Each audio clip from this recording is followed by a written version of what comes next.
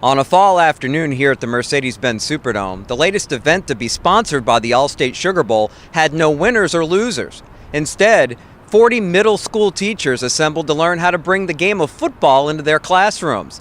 It's part of a program called Science of Sport. Science of Sport is a nonprofit that develops STEM curriculum using different sports examples.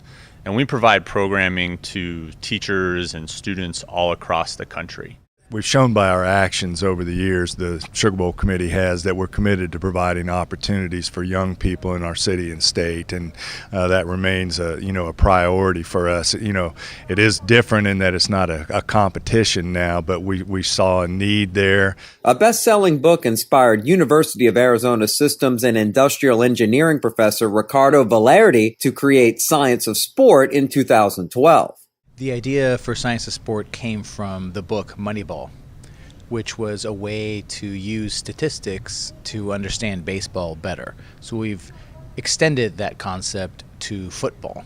And at the end of the day, our goal is to make football a way to make science and math fun for students. Football is now the fourth different sport in the Science of Sport family, after baseball, basketball, and soccer.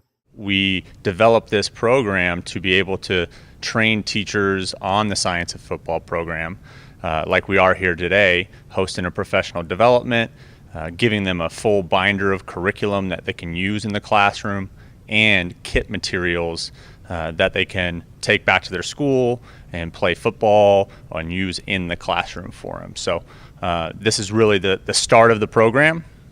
We'll have a culminating event for these schools that are participating in a couple months, where they all get to come back and really showcase the things that they've learned throughout the past couple months.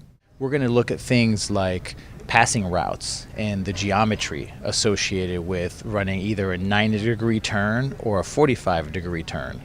We're going to be looking at stadium capacities around the country of the previous winners of the Sugar Bowl. So all the students will be exposed to schools like Michigan, Ohio State, Alabama, and we'll also be exposing them to the Wonderlic exam, which is a brief way to measure intelligence. It's not perfect, but at least it helps people see the connection between intelligence and ability on the football field.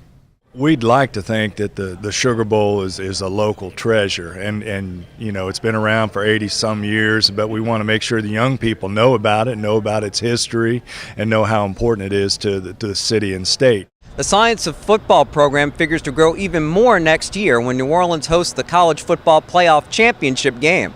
What's next for the program locally and nationally? We're going to continue improving the quality of our delivery, not just in person, but also into the digital age. So we are now working on a smartphone app to help gamify some of these concepts and allow students to use their interest in video games as a way to learn about math and science. We've started at a 5th through 8th grade level, and we're using a small serving of about 40 teachers. And so we want to be able to expand that outreach and really to be able to provide it to more schools, more teachers, more students throughout the greater area of New Orleans. These young people that will be learning from the teachers who are here today are going to be the future of our city, and we want them engaged and feeling positive about the Sugar Bowl committee in the years ahead, so that we can continue to serve our various constituencies for a long time to come. For Crescent City Sports, I'm Jude Young.